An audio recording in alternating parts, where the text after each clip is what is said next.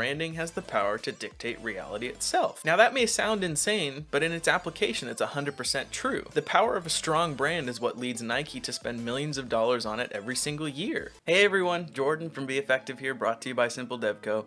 And today I'll be answering two questions. What is a brand, and how can it help grow your business? This will be an informational video meant to familiarize you with what a brand is and how it can build your business.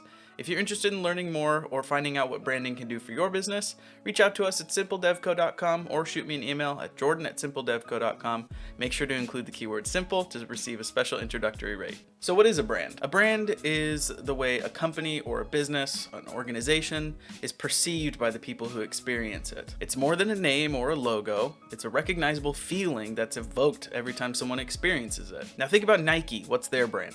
It's not the cool shoes or the cool workout gear that they have. It's no tangible product that they sell. It isn't the cool ads that feature animations mixed with people working out to motivate you to just do it. Those are very effective marketing tools. Not even Nike's logo or name has anything to do with their brand. And it turns out that branding isn't one specific thing. Brands exist solely in the minds of the people who experience it. So who experiences your brand?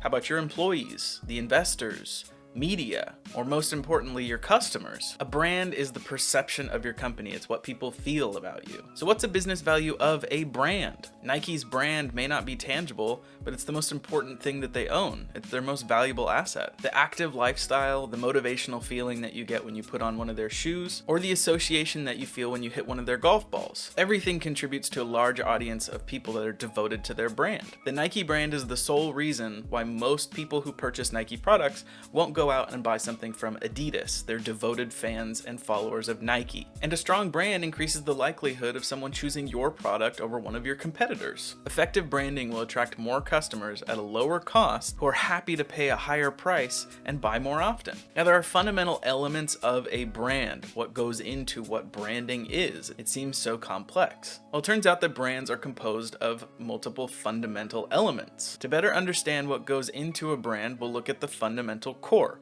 Branding.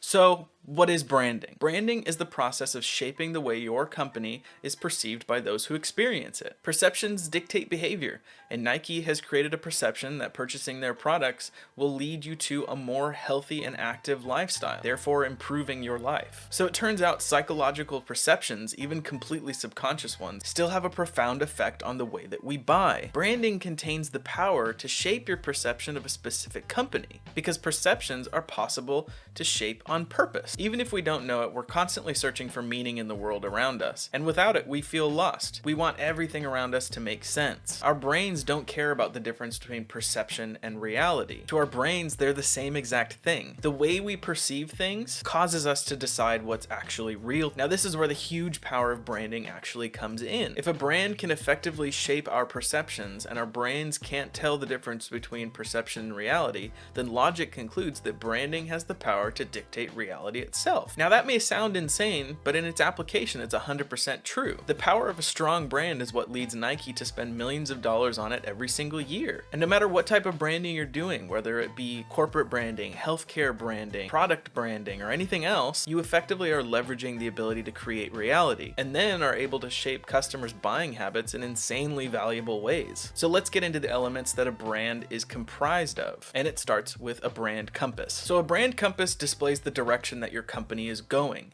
It includes your mission, vision, purpose, and your strategic objectives. Next is a brand archetype. Now, a brand archetype is a concept or idea that people are inherently familiar with, regardless of culture or country. It's the story that your brand tells in the feeling that it conveys. Next is brand personality. Now, this is what makes a brand unique to you and your company. Nike's brand personality is being active and staying on top of your health to promote a better and healthier life. And the core reason that Nike has created an almost personal relationship with their customers. Next is your competitive advantage. Now, this is what you do better than any other business out there. It's what you do better than your competitors. It's what sets you apart from your competition, and why customers or clients should choose you over them. Defining your competitive advantage is the key to differentiating yourself against your competition, and every single business needs to have a competitive advantage if it wants to stay alive. Just as important as having the advantage is being able to accurately convey that to your customer base. Creating Understanding the base framework that encompasses your value, the customers that you'll be serving, and the competition that you're going to be facing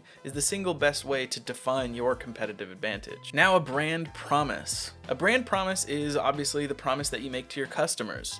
Ford, whether you agree with it or not, has created a promise of reliability. Built Ford tough, it's in their slogan. And if their loyal customer base disagreed with it, well then they wouldn't be their loyal customer base because they have broken their brand promise. Now the brand promise is usually a tagline or a slogan like Built Ford tough, but it can be implied instead of overtly stated. It's mainly conveyed in your messaging, ads, social media, and on your website, and it's very important that if you make a brand promise that you never ever break your brand promise. Now the next element of branding is the visual identity of your brand. The visual identity of your brand is made up of specific colors to evoke emotions, typography, the icons that you use, and more. The effective visual identity of a brand embodies all the fundamental elements of your brand, which includes your compass, your personality, your archetype, and your promise. Your brand's visual identity is the mark that it leaves on the world. It's an aesthetic that carries meaning and has the incredible power to communicate a feeling to those who happen upon it. Now next is the verbal identity. Now instead of the way that your brand looks,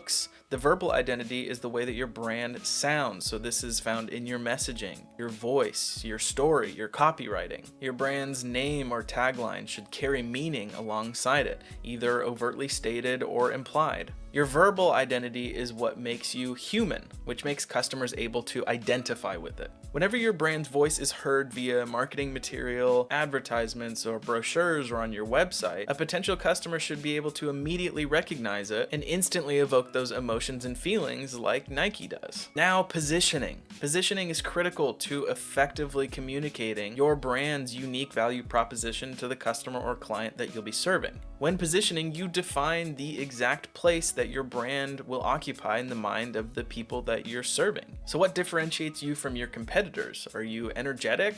Calm? Are you affordable? Or are you high-end? Are you luxury? Every single one of these qualities occupies a specific place in a person's mind. And where your brand exists in their minds will sway their behaviors towards purchasing with you. Now it's critical to first understand your customers, your competition, your unique value proposition to ensure that your brand will be unique, valuable, and hard to forget. Next is the brand experience. Now, brand experience is the way that a customer experiences your brand. This includes how it looks, feels, smells, or even tastes, from your mobile experience on a website to a feeling that a customer would get when they walk inside your store and interact with your products, and everything in between. The best and most meaningful experiences are just that: meaningful, memorable, authentic, and most importantly, consistent. So why should you invest in branding? Branding is too often seen as an expense against a company's marketing budget. When you understand how important a brand is to influencing your customers' behaviors, the more you'll see that it's not just a tactic.